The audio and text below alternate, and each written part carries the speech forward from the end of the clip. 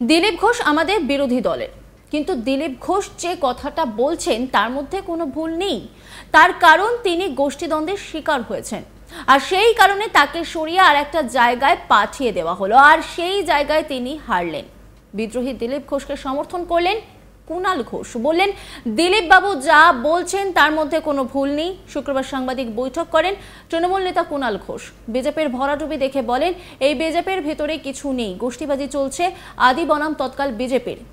মানুষের সঙ্গে কোনো যোগাযোগ নেই, বাংলার কোনো উপকারে আসে না, শুধু মিডিয়া সোশ্যাল মিডিয়ায় কুৎসা ও প্রতিহিংসার রাজনীতি করছে, ফলে মানুষ হারিয়ে দিয়েছে। এখন দিলীপ ঘোষ এই কথা বলছেন। দিলীপ ঘোষ আমাদের বিরোধী দলের, বিজেপির আদর্শগত লড়াই, কিন্তু দিলীপ ঘোষ যে কথাটা বলছেন তার মধ্যে কোনো ভুল নেই। তার কারণ তিনি গোষ্ঠীদ্বন্দ্বের শিকার হয়েছেন, আর সেই কারণে তাকে সরিয়ে আর একটা জায়গায় পাঠিয়ে দেওয়া হলো, আর সেই জায়গায় তিনি হারলেন, আর পুরনো জায়গাটাতেও হারল। এর জন্য সত্যি আমরা আনন্দিত। কি বলছেন কুণাল ঘোষ, শোনাবো আপনাদের।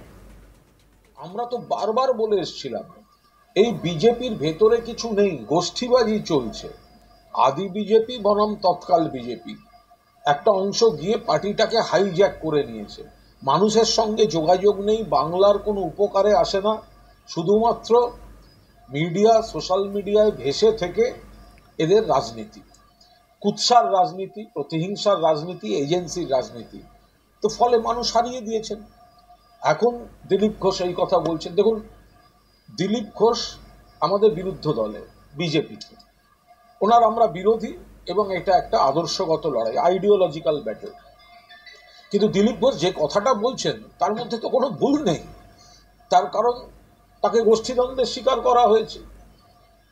একজন সাংসদ 5 বছর একটা কেন্দ্রে থাকলেন, তারপরে গোষ্ঠীদ্বন্দ্বের কারণে তার প্রবল অনিচ্ছায় তাকে সরিয়ে আর একটা জায়গায় পাঠিয়ে দেওয়া হলো। সেই জায়গাটাতে তিনি হারলেন, তার পুরনো জায়গাও হেরে গেল। এতে তৃণমূলের আমরা খুবই আনন্দিত। তিনি এরপরে বলেন, আগে যখন আমরা বলেছিলাম বিজেপির ভিতরটা ফুটি ফাটা, আমরা বলেছিলাম বিজেপিতে গোষ্ঠীবাজি চলছে, ওই বিজেপিকে মানুষ ভোট দিতে পারে না, তখন ওরা আমাদের সমালোচনা করতেন। এখন এটা প্রমাণিত, রাজ্য বিজেপি ওটা সাইন বোর্ডও নয়, ভিজিটিং কার্ড হয়ে গেছে। কুণাল ঘোষ কি বলছেন শোনাবো আপনাদের।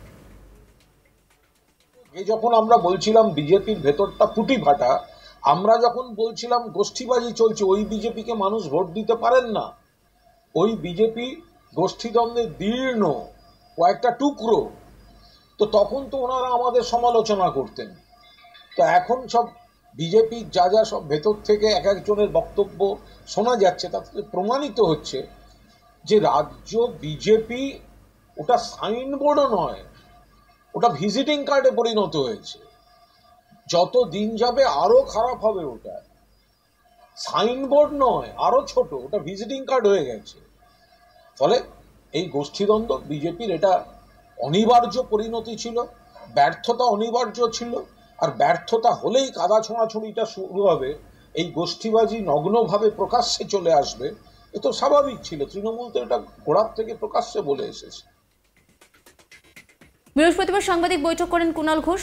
কেন্দ্রীয় বিজেপির সরকার গড়া নিয়ে বিস্ফোরক মন্তব্য করে বলেন, আমরা এইটুকু নিশ্চিত, এই সরকার যদি আদৌ শপথ অবধি যায়, এই সরকার বেশি দিন থাকবে না। একটা নড়বড়ে সরকার তৈরি হচ্ছে, 15 দিন থেকে 1 মাসের মধ্যে নাটকীয় উল্টো গল্প শুরু হয়ে যাবে। কি বলছেন তিনি শোনাবো আপনাদের।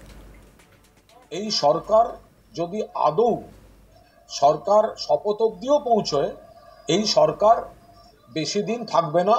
একটা আগাগোড়া নড়বড়ে সরকার তৈরি হচ্ছে, যেটা আদৌ যদি শপথ অবধিও পৌঁছয়, তাহলে তার 15 দিন থেকে 1 মাসের মধ্যে থেকে নাটকীয় উল্টো গল্প শুরু হয়ে যাবে।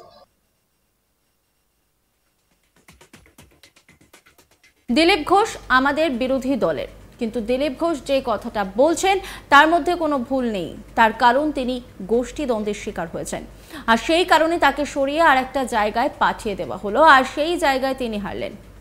বিদ্রোহী দিলীপ ঘোষকে সমর্থন করলেন কুণাল ঘোষ, বললেন দিলীপ বাবু যা বলছেন তার মধ্যে কোনো ভুল নেই। শুক্রবার সাংবাদিক বৈঠক করেন তৃণমূল নেতা কুণাল ঘোষ।